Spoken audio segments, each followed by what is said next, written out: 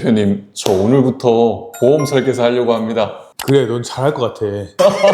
대표님, 저 보험 설계사 하면 얼마나 벌 수 있을까요? 지금 이 PD, 너가 지금 설계사 하면 당장 한다고 하면 한 달에 100만 원도 힘들 것 같아. 100만 원도 못 번다고요? 그럼 왜 그런 거예요? 보험 설계사를 할 때 큰 그 착각이 뭘 것 같아? 돈을 잘 번다라는 느낌이 있을 것 그렇지. 같습니다. 업에 대해서, 직업에 대해서 그 존중성이 없으니까 돈이라도 많이 벌자. 근데 이게 구조가 판매 대비 수익률은 되게 좋은데 문제는 뭐냐면 무궁무진하게 판매할 수 있는 채널이 누구나 있진 않다는 거야. 그러다 보니까 대부분 많은 친구들이 포기든지 대충 하든지 라는 식으로 해가지고 이제 판매를 하게 되는 거야. 왜냐면 판매를 해야지만 먹고 사니까 소비자, 그 설계사 입장에서. 그러다 보니까 요금 먹고 존중도 못 받고 뭐도 없어, 돈도 없는 상황이 발생된 거야. 나는 보험 설계사라는 직업을 고마운 직업이라 생각을 하고 열심히 하고 있지만 대부분의 사람들이 왜 그러지 못할까라는 점을 생각을 해본다면 이 일에 대해서 최소한의 어떤 마음가짐? 이 일을 해서 어떻게 되게 돈을 많이 벌겠다가 아니라 어떤 설계사로 남을 수 있을 것인지를 먼저 생각을 해야 될 것 같아. 근데 문제는 내가 면접을 많이 보잖아, MPD. 10이면 8, 9은 내가 돈 많이 벌어야 돼서 왔어요 라고 말해서 너무 안타까워. 돈은 내가 하는 플랫폼, 뭐 DB 영업이다, 온라인 보험 영업이다, 블로그 영업이다, 준비가 되잖아? 그 준비가 되면 무조건 난 따라온다고 생각을 해. 본인의 수준에 맞는 어떤 최선, 그 다음 노력, 그 다음 가장 중요한 실력을 쌓아 나갈 때 그거는 따라오는 거지. 아무것도 준비 안 됐는데 나는 지금 당장 이달부터 돈 1,000만 원, 2,000만 원 벌 거야. 착각에 빠지는 순간 이 일은 오래 하지 못할 업으로 남을 수밖에 없다는 거지. 첫 번째로는 영업을 너무 쉽게 생각하는 거야. 가장 치명적인 오류가 뭐냐면 내가 A라는 상품을 판매를 해야 돼. A라는 상품의 스펙만 외워. 그리고 A라는 상품을 설명만 하는 거야. 근데 무슨 생각을 하는 줄 알아? 내가 이렇게 설명을 했는데 얘는 왜 이거를 구매를 안 하는 거야? 라는 착각을 하게 되는 거지. 근데 본질은 보험도 마찬가지지만 나는 뭐 부동산이든 뭐 자동차든 마찬가지라고 생각을 해. 결국은 누가 이걸 판매하느냐가 핵심이라는 거지. 그 판매하는 사람의 생각, 통찰, 마인드가 뭐냐가 중요한 거지. 내가 어떤 사람이냐를 보여줘야 되고 내가 어떤 마음가짐으로 이 상품을 판매하고 있는지가 읽혀야 되는데 그 과정이 빠져버린 거야. 그러니까 그 상품을 사고 싶은 생각이 들겠어? 전혀 안 드는 거지. 그래서 영업은 뭐 모든 비즈니스가 난 영업이라 생각을 하거든. 그럼에도 불구하고 왜 보험이 힘들고 왜 보험이 가장 난이도가 높냐 생각을 한다면 그만큼 어렵기 때문이라 생각을 해. 대표님, 근데 보험은 이제 상품을 파는 것도 중요한데 사람을 설득시키는 것도 더 중요하잖아요. 그치. 근데 우리가 보험을 생각할 때 사람들에게 보험을 팔려고 하면 좀 이질감이 들잖아요. 그럼 어떻게 더 잘 설득을 시킬 수 있을까요?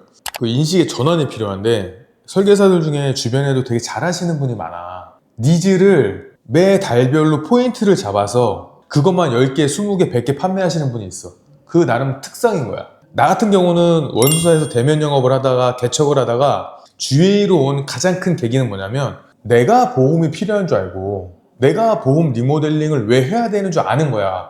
소비자가. 나는 그런 사람을 만나고 싶더라고. 그래서 나는 온라인 보험 영업을 하는 거야. 내가 글을 쓰고 영상을 찍고 고되지, 힘들지, 심의도 올려야 되고. 근데 니즈가 있는 고객을 만나서 상담하는 거랑 내가 보험 필요 없는데 불러대놓고 설득하는 과정은 하늘과 땅 차이라고 보거든. 아마 대부분의 영업하는 사람, 특히 보험 설계사가 설득을 해서 계약을 뽑아낸다? 이거는 에스크모인들한테 선풍기를 파는 격이라고 보면 돼. 두 번째로는 거절을 못 버티는 사람이야. 나는 이렇게 생각을 해. 거절은 살면서 피할 수 없는 경험의 값이라고 생각을 하거든. 근데 물론 이 보험 영업에서 거절은 조금 타격감이 다른 것 같아. 진짜 강하지. 왜? 당장에 내 다음 달 급여 직결되다 보니까 누적이 될수록 데미지는 세지는 것 같아. 근데 뭐 우리가 흔히 이렇게 말하잖아. 그럴 수 있다. 그럼에도 불구하고 해야 될 건 한다. 나는 그렇게 했거든. 이게 좀 꼰대 마인드긴 한데 나는 오히려 그 거절을 되게 즐겼던 것 같아. 거절 당하면 다시 글 쓰면 되지.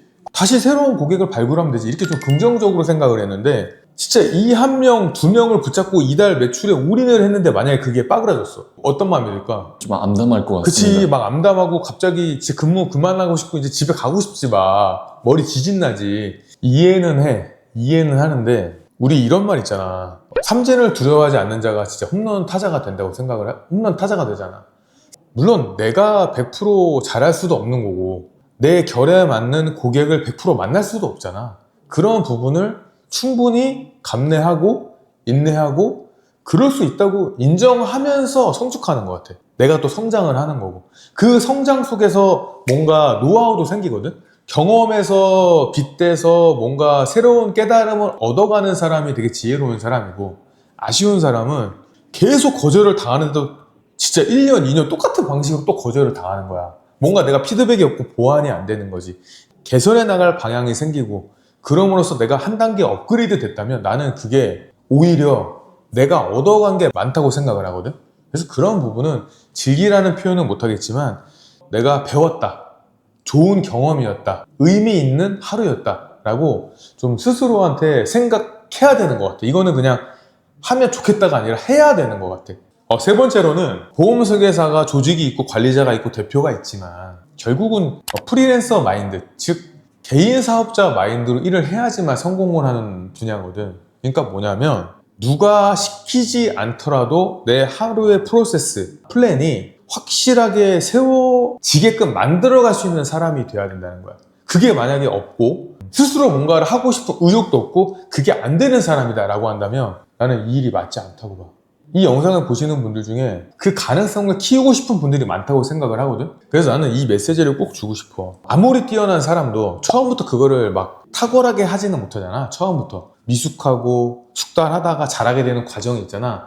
이런 거를 차곡차곡 만들어서 가짓수가 많아져야 된다는 거야. 눈을 떠서 뭐 할지가 아니라 눈을 떠서 작은 습관들, 작은 루틴들을 한 가지 하는 사람과 내가 저녁에 퇴근하자마자 밥 먹기 전에 달리기 하는 것도 그냥 습관이야. 하루 일상이 되는 거야. 왜? 피곤하지. 하기 싫지. 아침에 출근하자마자 책을 피는 거? 그냥 습관이야. 그런 것들이 내가 미숙하고 없다면 그런 것들을 잘게 쪼개서 많이 만들어야 돼. 꼭 반드시. 대표님, 그러면 제일 처음으로 이 일을 하는 사람한테 무엇을 하라고 말씀하시겠어요?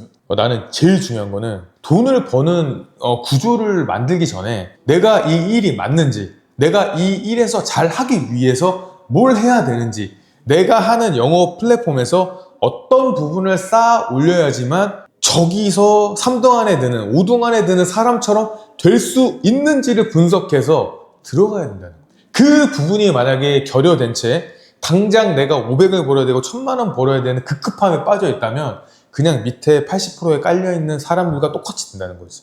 내가 그래서 이런 말을 하는 거야. 스레드에도. 쉽게 얻는 거는 쉽게 사라진다. 쉽게 해서 되는 거는 일회성에 불과하지 영원하지 않다. 영원한 거 바라지도 않아. 3년, 5년도 안 가. 근데 내가 이걸로 5년을 벌어먹고 싶다는 어떤 의지가 생기잖아. 그렇다라고 한다면 누구에게도 뒤지지 않을 노력. 따라하고 싶어도 따라할 수 없는 수준이 돼야지만 그게 나만의 시장이 되고 나만의 브랜딩이 되거든. 누군가에게도 따라하고 싶어도 따라할 수 없는 수준이 됐을 때 그 느끼는 희열과 그 만족감은 나만의 자산이 되거든. 대표님, 지금 보험 설계사 일을 하고 있는 사람들이 많이 있잖아요.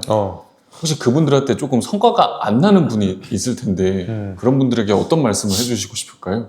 처음에 특히 중요한 거는 멘토나 롤모델이 있어야 돼. 그래서 피드백을 계속 받아야 되거든. 피드백이라는 거는 욕먹으라는 말이 아니라 내가 가고 있는 방향에 맞는지, 내가 그에 따른 노력이 합당한지 제대로 가고 있는지 체크해야 되는데 이게 전혀 필요 없는 노력을 하는 경우도 되게 많이 봤고 엄청나게 노력을 하는데 방향이 틀린 경우도 많이 봤어. 그래서 나의 노력의 값이랑 제대로 가고 있는 방향이 맞아야 돼. 그래야지 오늘 내가 조금 절고 이번 달 내가 많이 힘들었어도 제대로 가고 있다는 확신이 드는데 방향이 글러져 버리면 그 사람의 시간은 그냥 날아간 거거든. 대표님, 마지막으로 보험 설계사를 하다가 그만두는 사람들이 있잖아요. 그치. 쉽지 않다는 건 알고 있는데 중간에 그만두는 경우는 보통 어떤 경우인가요? 못 벌어서 그래. 뭐 억울해도 어쩔 수가 없어. 수입이 끊기고 소득이 단절된 게 뭐 본인의 탓이 아닌 부분도 있겠지만 일을 하면서 그 과정을 못 만들었다는 거거든. 그래서 뭐 조직 탓, 관리자 탓이 되는 걸 수도 있지만 결국 본인이 열심히 해서 그 부분에서 나아갔다면 충분히 결과를 만들어낼 수 있는 기회도 있었겠지. 내가 일하는 본질이 뭔지, 내가 이 일을 함으로써 뭘 얻으려고 하는 건지, 그리고 누구에게도 뒤지지 않을 노력이라는 거를 해본 적이 있는지 한번 스스로한테 물어봤으면 좋겠어.